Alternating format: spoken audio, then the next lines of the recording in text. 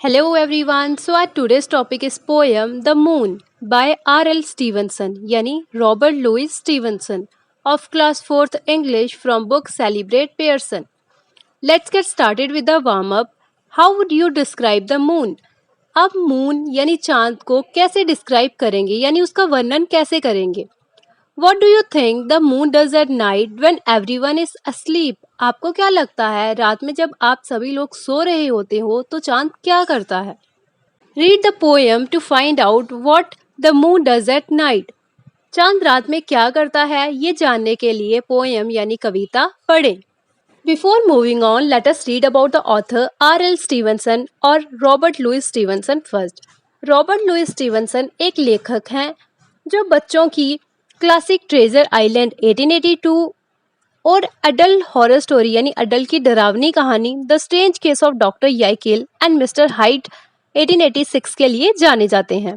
Stevenson की writings और उनकी लाइफ दोनों उनके शहर में काफ़ी फेमस थे. एडिनबर्ग, कौन सा शहर था उनका? Edinburgh.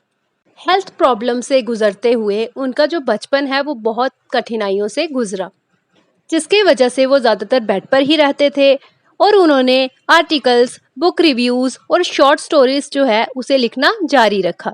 The moon has a face like the clock in the hall, she shines on the thieves on the garden wall. Clock क्या होती है? घड़ी जो आपकी घर की दीवार में लगी होती है.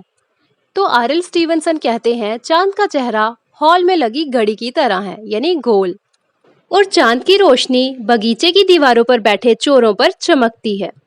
यानी गार्डन की दीवारों पे जो चोर बैठे हुए हैं वो भी चांद की रोशनी से क्लियर नजर आ रहे हैं. On streets and fields and harbour quays and birdies asleep in the forks of the trees. चांद की रोशनी सड़कों, खेतों और बंदरगाह घाटियों पर पड़ रही है और बर्डीज यानी पक्षियों के जो बच्चे पेड़ पर सोए हैं उन पर भी चांद की रोशनी स्पष्ट रूप से दिखाई दे रही है. The squealing cat and the squeaking mouse, the howling dog by the door of the house. Squealing होता है जोर से चिल्लाना या फिर रोना. स्क्वीकिंग होता है जोर से आवाज करना. हाउलिंग होता है जोर जोर से रोना काफी लंबे समय तक. बिल्ली का जोर से रोना या फिर म्याऊं म्याऊं करना. चूहे का जोर जोर से आवाज करना. कुत्ते का काफी समय तक दरवाजे पर बैठ के रोना.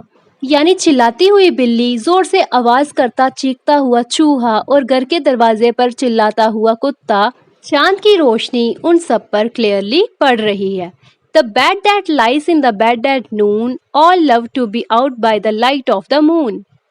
वो चमगादड़ जो दोपहर के समय बिस्तर पर लेटे होते हैं वो भी चंद्रमा की रोशनी में बाहर आ जाते हैं, क्योंकि चंद्रमा की रोशनी में बाहर रहना सभी को पसंद होता है. अब चमगादड़ का बेड वो बेड नहीं जिसपे आप सोते हैं, यानी फॉरेस्ट एरिया, घना जो एरिया होता है चमगादड़ वहाँ ज्यादा पाए जाते हैं और वो दोपहर के समय कम निकलते हैं, वो रात में ही निकलते हैं. इसलिए पोइट कहते हैं कि वो दिन के समय अपने बेडों पे यानी अपने पेड़ों पे जो उनका घर है वहाँ सोए रहते हैं और रात के समय जैसे ही चांद की रोशनी आती है वो भी सब निकल आते हैं, क्योंकि चांद की रोशनी सबको पसंद होती है. But all the things that belong to the day cuddle to sleep to be out of her way. Cuddle होता है लिपटना, जैसे आप अपनी मम्मा से लिपट के सोते हो ना, उसी चीज को कडल कहते हैं. यानी वो सारी चीज़ें जो दिन में होती हैं दिन में निकलती हैं, जब चांद की रोशनी आती है तो वो उन सभी चीज़ों को जो उसके रास्ते में आती है उसे अपनी रोशनी में लिपेट देती है यानी कडल कर देती है. And flowers and children close their eyes till up in the morning the sun shall arise. और फूल और बच्चे अपनी आंखें बंद कर लेते हैं और तब तक नहीं उठते जब तक सुबह सूरज की रोशनी उन पर नहीं पड़ती. So this is all about this beautiful poem The Moon yani Chand by R.L. Stevenson. Hope you all understand well. For more such topics related to your book, please check out playlist class 4th English and don't forget to like, subscribe and share. Thanks for watching.